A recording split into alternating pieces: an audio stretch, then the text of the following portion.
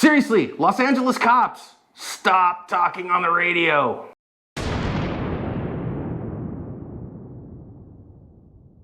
Hi everyone, welcome to today's bonus badge cam lesson here at Active Self-Protection. I am your host, John Correa. I'm your co-host, Mike Willard. Today's video comes to us from the Harbor Division of the Los Angeles Police Department.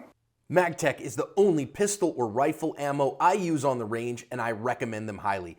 I've seen their manufacturing and quality control firsthand, and it's incredible, which is why it always performs reliably and accurately. They are operating at max capacity and cranking out rounds for you to keep your skills sharp. Pick up some Magtech at your local ammo retailer or get it shipped fast at luckygunner.com. Officers originally saw this truck while it was sitting in the middle of the road not moving. So they initiated a traffic stop, he drove off, wrecked the truck up as you see here. And again, they were just out on patrol, so they weren't looking for this guy or anything like that. Now, when they approached the truck though, it was empty, the driver had fled. So now they are looking for the driver. They're gonna find him in just a minute, and let's listen in on the badge cams. Hey partner, I got eyes on the suspect. Hey, don't fucking move! Hey, don't fucking move!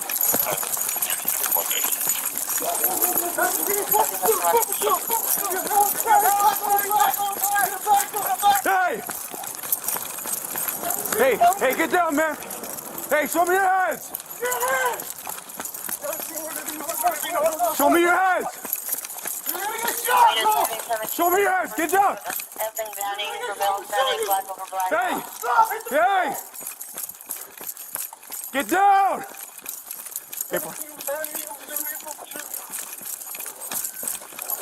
Hey, look, get down!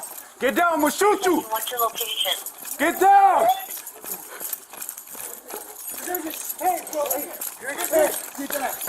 Get back! Oh. Units 587 change in pursuit. No. Hey, let me get. Hey, partner. Hey, let me get help. Shots fired. Hey, get down. Let me get help. Shots fired. Officer needs help. Hey, redeploy. Yep, I got partner. All units, officer needs help. Quay and Banning. Officer needs help. Quay and Banning. Shots fired. Any areas coming on harbor frequency.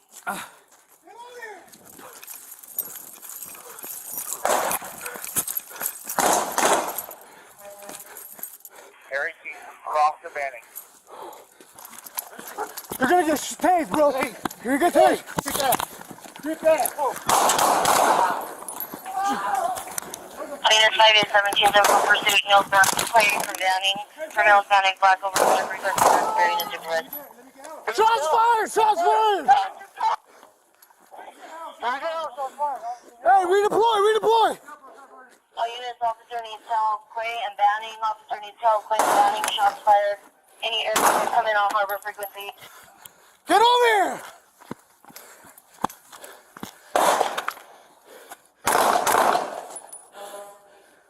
Harry, cross the Banning. You'll be able to see in just a second here the firearms of the perp. There was more than one that are down there in the gutter next to him. You can also probably notice that though they gave heroic life-saving efforts, they proved to be unsuccessful and no officer was hurt. Jeez, what is it with the radios and the talking while there's a gunfight going on? LAPD and NYPD, I don't know what the problem is, but we're going to start a GoFundMe to get you guys some shoulder mics. Mike, it's another one of those weird things, man. You just show up to your regular shift and then all of a sudden things are going pear-shaped in a hurry. You know, are things more likely to go weird in LA in the middle of the night than other places? Probably. If people are asking, hey, what's the PC for the stop? I want to cover that real quick. The guy stopped in the middle of the road in the middle of the night. That means one of two things. Probably he's a DUI and he's passed out, or he's having a medical emergency. Either way, the police need to contact this person. Once he runs away, okay, well now there's a definite problem. We need to keep pursuing this guy as long as it's safe to do so. Now that said, they're looking for him here, and I do not like looking for someone with a pistol-mounted light. Unless you know for sure that that person is a deadly threat, you know he's got a gun, he shot at you, those kinds of things. Otherwise, this is where a handheld light shines, that even if you have a gun in your hand, that using that pistol-mounted light to search means that you are pointing a gun at whatever it is that's pointed at. I don't like it. And recently, I talked about this on another video, but the Supreme Court has said, look, if you accidentally shoot someone in the line of duty, you do not have qualified immunity anymore. That goes out the window. So you're putting a lot of things at risk here. I understand it's late. I understand it's dark, and you're scared. Let's be honest. I would be if I was chasing somebody down a dark alley in the middle of the night. You're going to be a little bit scared. Searching and running with the gun out is really not your best option. Now, of course, we see here this guy eventually produces a gun. Is that the best deodorant? Is everything okay now? Not really, because if they'd had an AD or an ND rather prior to this, or something else had happened, then they'd have a real problem on their hands. So yeah, concur.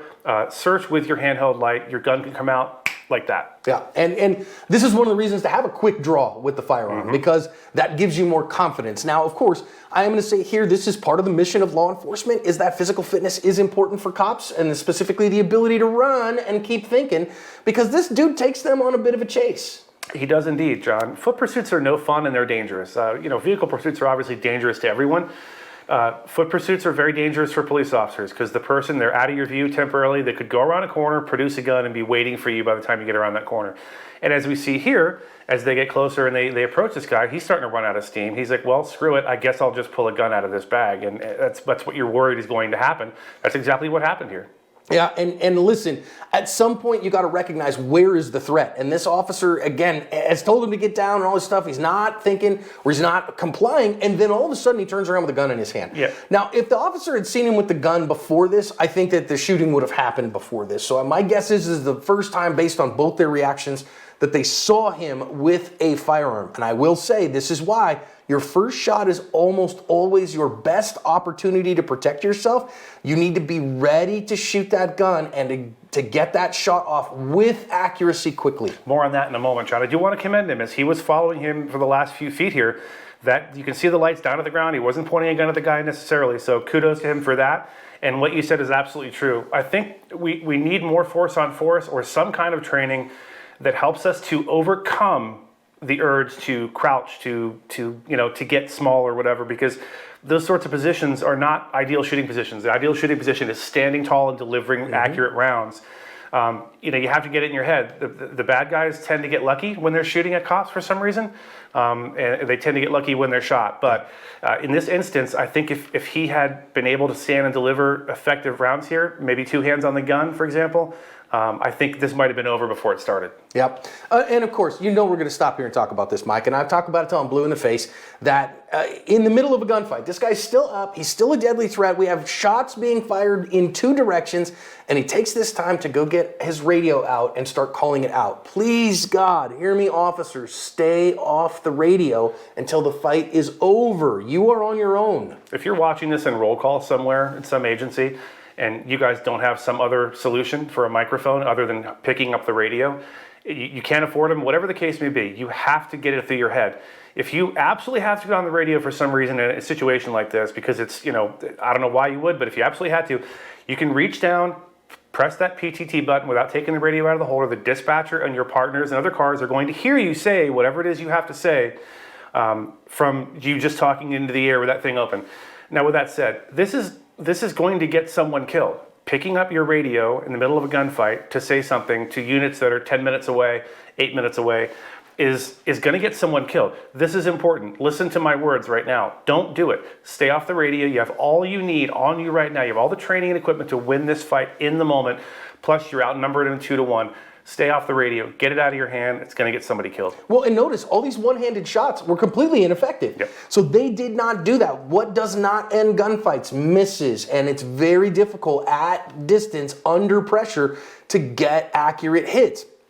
So what makes that much better? Exactly what he finally does here, which is put two hands on the gun. And we're going to see that from the other officer as well. I will say I do think that him redeploying here, getting to another place, is a wise thing, although it puts him at some significant distance. And so if your skill set's not up to that, if you can't get hits at 25 or 30 yards, especially because he's running irons, you can't go that far and get good combat accurate hits. I do want to say this, John. This is not a knock on this officer. This was trained. This is trained behavior. Yeah. This is not a deficiency on his part as the only one who would do this. The other officer is doing the exact same thing.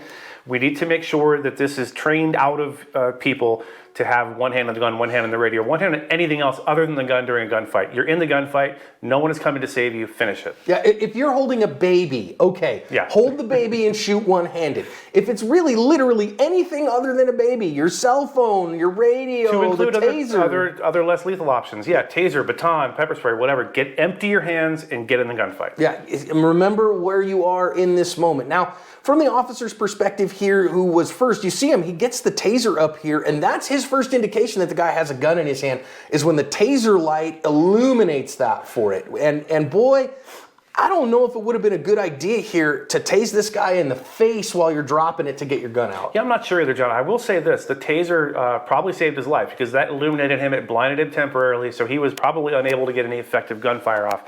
So having that out, I don't know enough about the taser. I don't claim to be an expert. I assume that once that first cartridge is deployed and those barbs are in, you could drop the taser and it's still giving you a ride, right? It'll still give you a so ride then, for yeah, that 10 absolutely. seconds. Then in that case, absolutely, pop it real quick, and as you're dropping it, be drawing your firearm with your other hand. I assume this guy's right-handed, so good on him for having his taser in his support hand. Yeah, and we definitely see that here. So, I do think the taser has a use case and it has a place that it is very effective. We just want to use it within that. And here, I think it was the right thing because he thought he didn't have a gun in his hand. Okay, fine, this is a good way to try to get some control.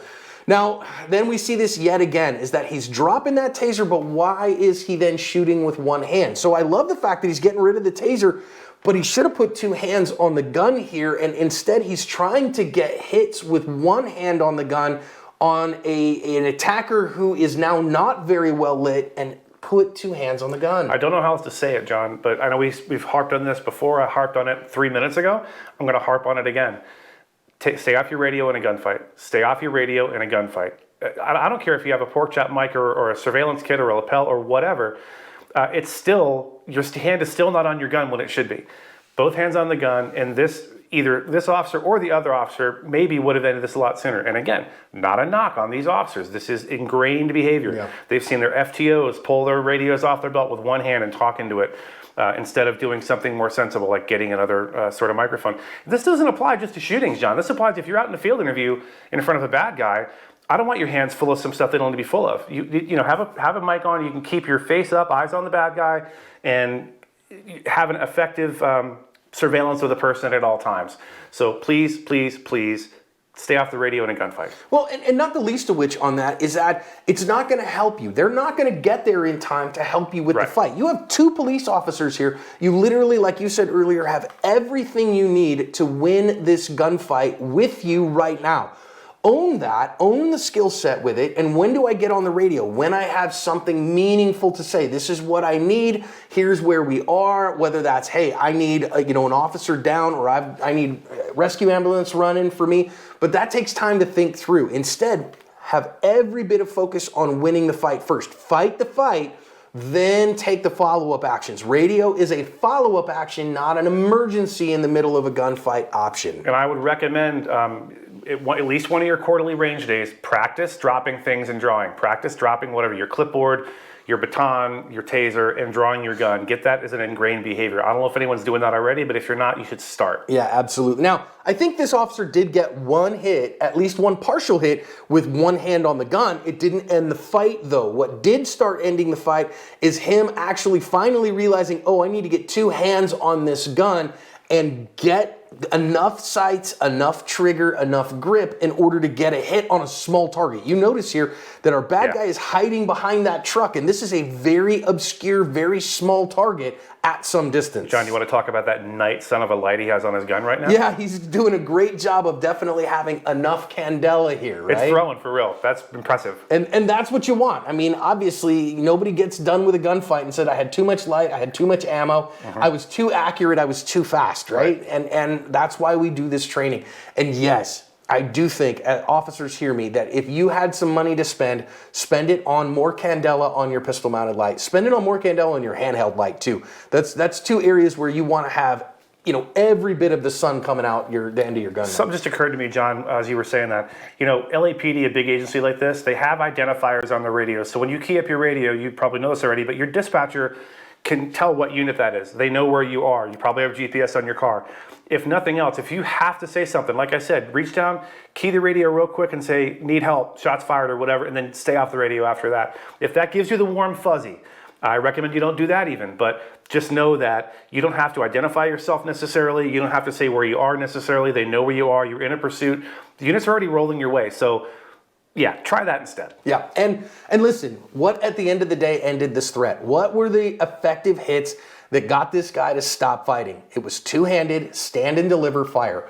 Get so good at two-handed stand and deliver fire that you know you are better, and once you're good at that, then start working on the one-handed stuff. You know, folks, we say all that to say this. These officers are brave, they're courageous. They chased a goblin down a hole that night, and they ended up winning. So we're not knocking them, we're knocking the training. The training's got to improve, it's got to get better, people. We got to do better, we got to train our officers better so that they can be out there at night chasing the monsters you pray don't exist and covering everyone's ass.